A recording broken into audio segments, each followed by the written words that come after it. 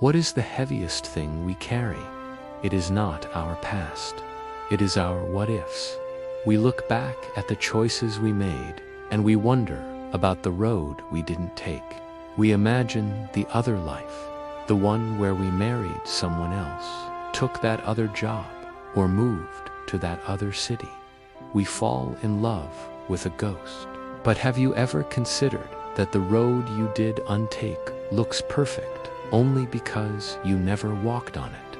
This was the shadow that followed a man named Elias. By all accounts, he had a good life, a sturdy home he built himself, a trade that put food on the table, a family that loved him. But Elias was miserable. His joy was a currency he spent on a past he could not change. His days were spent staring at an old, faded map, a map of a journey he chose not to take 10 years ago.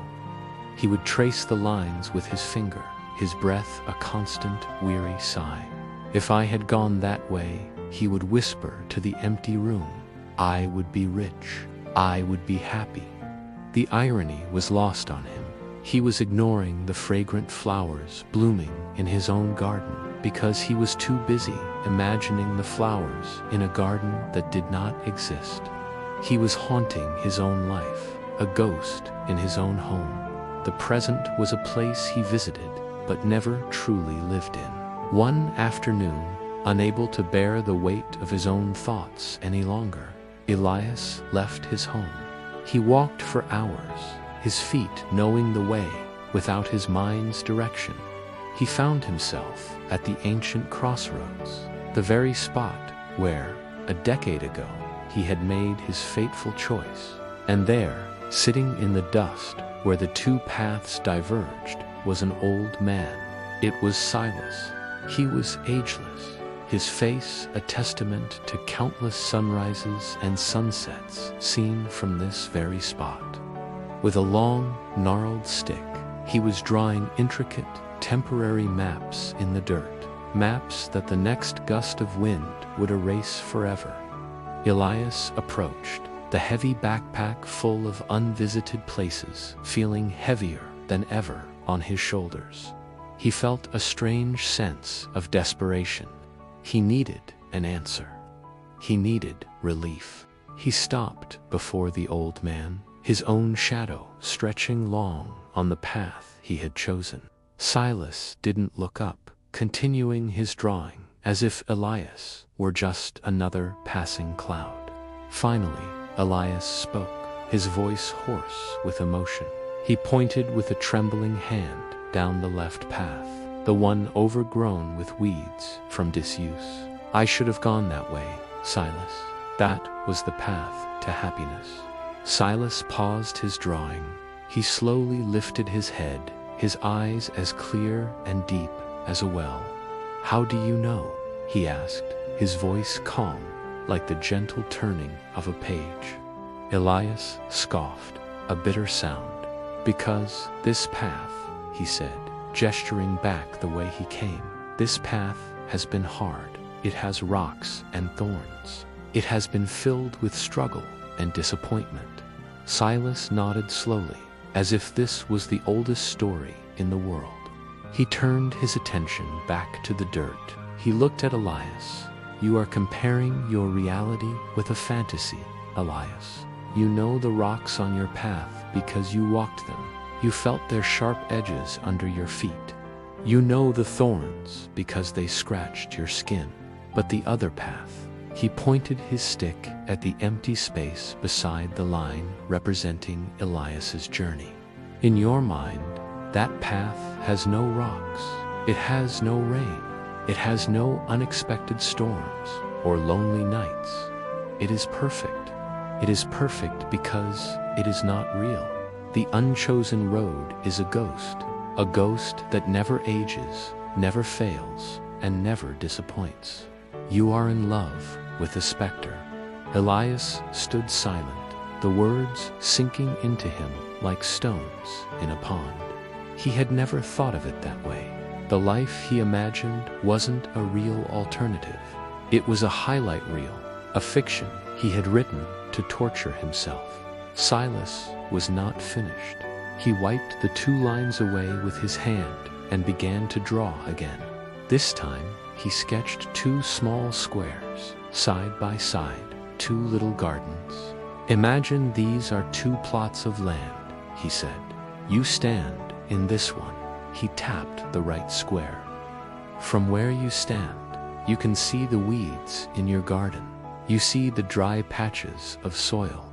You feel the work that is required. But you look over at your neighbor's garden." He tapped the left square, and from this distance, all you see are the flowers. You don't see the aphids on the roses. You don't see the blight on the leaves. You don't see the sweat it took to grow them. He looked up, his gaze holding Elias captive. You cannot water the neighbor's garden while standing in your own by staring at the road you didn't take. You are letting weeds grow on the road you did take. The cost of your fantasy is the beauty of your reality. To truly live, you must mourn the life you didn't have, so you can finally love the life you do have. Grieve for it, yes, say goodbye to it, and then turn around and tend to your own soil. It was as if a bolt of lightning had struck the dusty crossroads. The words echoed in the sudden silence of Elias's mind. Mourn the life you didn't have. He looked down the left path again, but this time he saw it differently. He forced himself to imagine it not as a sunlit fantasy, but as a real path. A path with its own unique set of rocks, its own unexpected turns, its own heartbreaks and hardships. Maybe on that path, he would have gained wealth, but lost a friend. Maybe he would have found adventure, but suffered a deeper loneliness. There is no perfect path. There is only the path you choose to walk, and the work it takes to make it beautiful. He felt the immense, crushing weight of his what-ifs, a burden he had carried for 10 years. And for the first time, he realized he could simply put it down. It was a choice. It had always been a choice. Without another word to the mapmaker, Elias turned away from the crossroads. He walked back, not as a weary traveler, but as a man going home. That evening, he took the old, faded map from his pack, the map of his other life. He looked at it one last time, not with longing, but with a sense of farewell. Then he walked to his fireplace and placed it in the flames. He watched the ghost burn. He watched the fantasy turn to ash. He walked through his home, and for the first time in years, he truly saw it. He saw the small cracks in the plaster, yes, but he also saw the sturdy beams he had set himself. He felt the warmth of the fire on his skin. He heard the sounds of his family in the next room, a music he had long forgotten to listen to. He stepped into that room, and the smile he gave them was genuine, born not from a dream of what could be, but from a profound acceptance of what was. Elias was no longer a traveler looking back at a fork in the road. He was finally, fully, a resident of his own life. The moral is that we often torture ourselves by comparing our difficult reality with a flawless fantasy of what could have been. Peace comes when we realize that every path has its own hardships. The only way to find happiness is to fully embrace the road we are actually walking.